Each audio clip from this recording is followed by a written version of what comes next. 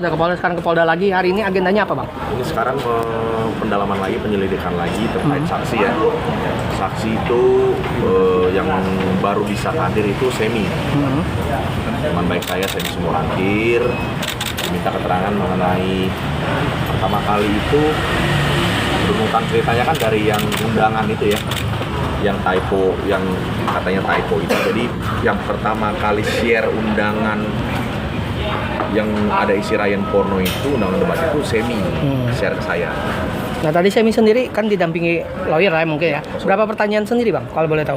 Kalau tadi sih kurang lebih 16 ke 17 pertanyaan, cuman hanya saja Bang Sem ini kan keterlibatannya itu hanya sebatas di undangan itu. Kalau kita ini yang kita proseskan itu sebab akibat ya, yang kita proses di acara langsung ya, dan di acara langsung debat itu saudara Sem itu nggak hadir dan tidak diundang begitu. Nah, Bang Ryan, kalau dari kan Ade sendiri sudah bilangnya sudah melakukan permintaan maaf nih by video.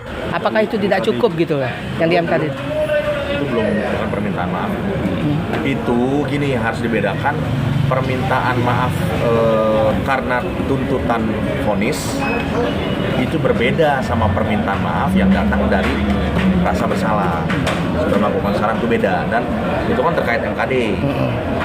Pun ya, tapi ini kan juga terkait proses hukumnya, itu jadi beda. Jadi permintaan maaf juga tidak serta-merta menggagalkan proses hukumnya, gitu kan. Bagi saya secara moral sama sekali tidak ada permintaan maaf, belum ada permintaan maaf. Tapi kalau ada jalur mediasi dengan dia, langsung. akankah mencabut proses hukum sendiri? Nah gini semuanya.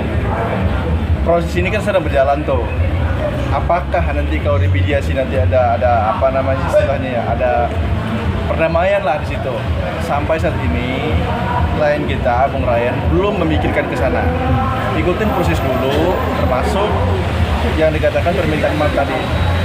Kalau kalian perhatikan ya, belum ada permintaan maaf secara langsung maupun menyebutkan kepada Bung Ryan kepada Bung Ryan secara langsung. Yang diminta maafkan secara setelah putusan MKD itu secara universal.